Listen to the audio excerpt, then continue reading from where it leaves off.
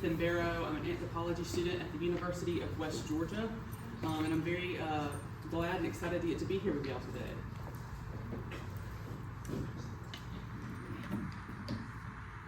The title of my presentation is The Power of Plastic People, Alternative Interpretations of the Classic Toy.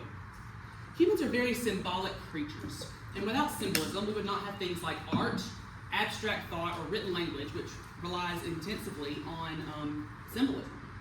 There are even many things that we're surrounded by that we would not even really consider to be symbolic, but they really can be considered to be. This includes things like clothing, because it represents the type of culture and the way that we are enculturated into to dressing. Food is a symbol of the historical connections between cultures that have come before us, and then even toys. And as you can see, I've got some images here of cowboys and the Native American figures. In my paper that I wrote about this, I refer to them as Native Americans, but oftentimes you'll hear the term cowboys and Indians to refer to the toys themselves. And so when I speak about the toy, referring to the plastic figures, that's kind of what I'm going to be calling them, just because that is what the toy itself is called. But toys are very symbolic. And how are they symbolic? Well, they symbolize the way that children the way that adults want children to understand the world around them and internalize the world around them and the messages that they want them to take in about it.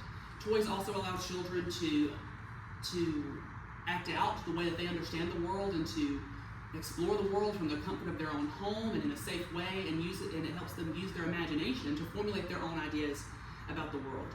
Both cowboys and Native Americans are very major symbols in our culture, and they show up in children's toys, like you can see here, this man right here. And there are many perspectives about the symbolism, about what meanings these symbols are conveying. Here are some of the toys that I'm talking about. These actually right here are some of my own personal ones from when I was a child. And then this is another type of toy called Playmobil. And this is an older version of it. This is from the 70s, so this is not the version of it that I would have grown up with, but this is, I did a lot of research on Playmobil as well. So some information about these toys. Prior to World War II, most children's toys were made out of metal. Oftentimes they were made out of tin, although oftentimes I've also been told they would have been made out of lead, which is very concerning. But yes, think about like plastic tin soldiers that you'll see on movies and things. After World War II, it was kind of harder to use metal because a lot of the metal had been used for the war efforts and had been rationed out and was having to be used for more pressing needs. And so lots of manufacturers had to turn to plastic when they were making toys. Companies like that did this include Lewis Marks and Company, who made the Fort Apache set, which was one of the earliest forms of play sets involving cowboys and Native Americans. And then Western toys actually reached their height in the mid-20th century. Prior to this, though, a lot of the figures that children would have played with were soldier-themed, but then in around the 50s and 60s, Western themes really took precedence. And these toys are on the decline in the current day. Now they're still popular, you can still find them, but definitely not to the degree that you could have had. And this chart really demonstrates this. This is a graph of the amount of sets released in various different categories of Playmobil's historical sets. So it includes 4 different types of historical Playmobil sets. There are Native American themed, there are knights, pirates, and Western. And the Native American sets and the Western sets are the ones that I want to focus on here today, the yellow and the green lines. The yellow, like I just said, are the Native American sets, and the green ones are the ones that tend to focus more on the cowboys. As you can see, Playmobil was started in 1974, and pretty soon after that, they stopped releasing as many Native American sets. There were a few resurgences. Here's one, you can see one here, but then they have definitely really diminished. Western sets have also diminished, but there has been a much more notable amount of resurgences. Here's one here, and then the most interesting one for me is the one in the early 2010s. This is the time period that I would have been playing with them. I had a lot of the Playmobil sets that were Western themed, and around this time, 2012 or so. And I remember going to the Toys R Us, you can't do that anymore either, and seeing plenty of Western sets, and I would ask for them for Christmas. So what are some reasons for this decline? Well, competition with other toys is a very pressing reason for this. They were most common, most popular in the mid 20th century. And then in the late 60s, there was a lot of popularity with space toys because of the space race and the moon landing. And so that dynamic is actually explored in Toy Story. There's Buzz Lightyear and there's Woody, and there's a conflict between the newly emerging space toys that were very popular. And then there's also another reason that many people that they're declining is that many people view them as not appropriate for children due to concerns about violence, due to concerns about the various different social messages that they're instilling within children's hearts. One person who opposes them is Dr. Michael Yellowbird. He is a professor at the Faculty of Social Work at the University of Manitoba, and he is an enrolled member of the MHA Nation, Mandan, Hidatsa, and Arikara. And here he is, and this quote kind of just demonstrates, this is from his article that I read, that I cited in my references. This is a quote that I think represents his opinion about the toys very well. Most of his concerns are going to be regarding violence because the figures are holding guns and bows and arrows and other kinds of weapons, and he is concerned that this is going to cause children to actually want to harm Native Americans. He actually refers to them as toys of genocide. He is very adamant in his opposition to these toys because he's concerned that they're going to create subconscious desires to instill violence against people, and that this is going to actually perpetuate hostility.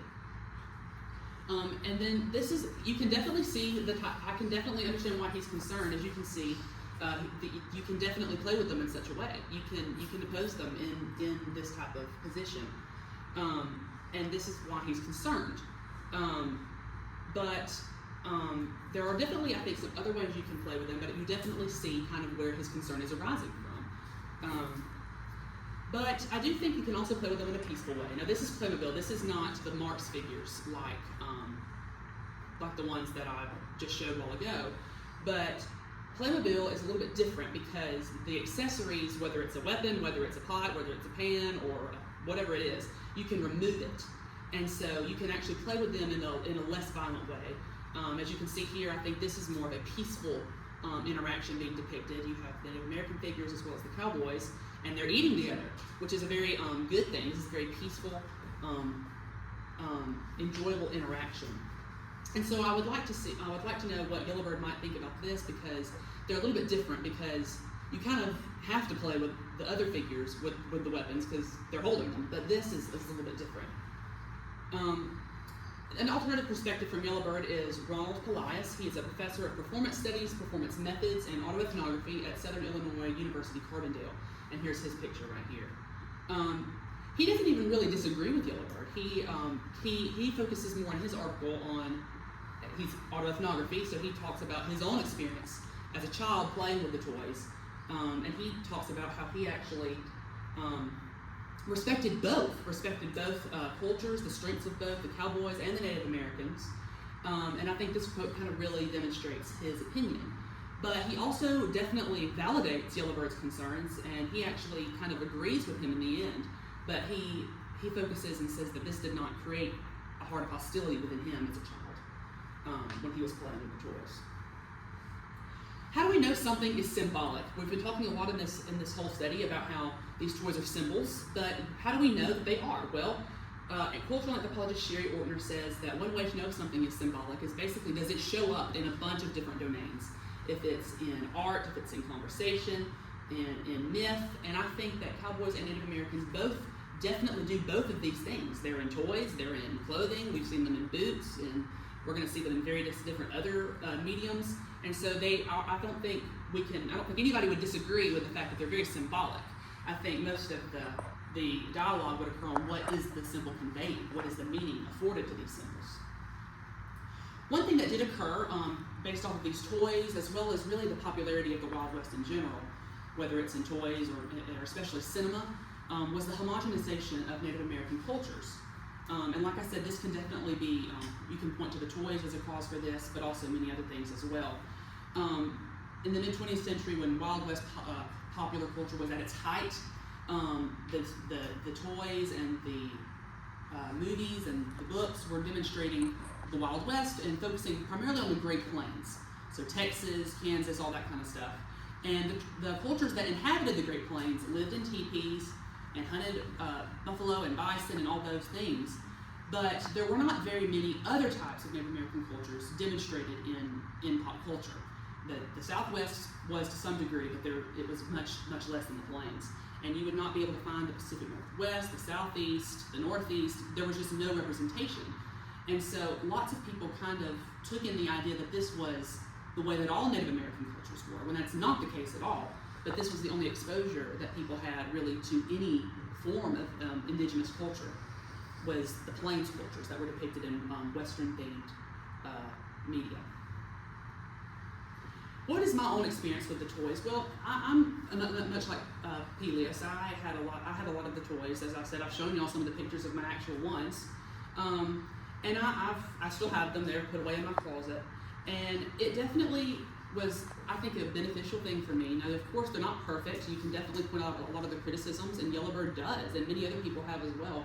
And they're very valid criticisms. They're not perfect, but I do point to them in many ways as kind of instilling within me my first exposure to cultures beyond my own. I had Native American toys, I had ancient Egyptians, I had gladiators, I had all kinds of stuff. And I think that it really allowed me to engage with people other than my own culture in a very imaginative and safe way.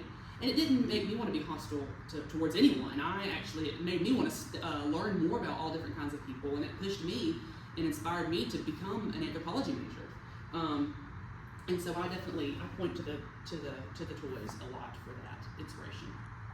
In conclusion, the toy cowboys and Native Americans are very powerful symbols within American culture, and I don't think anybody really would disagree with that. I think somebody might, but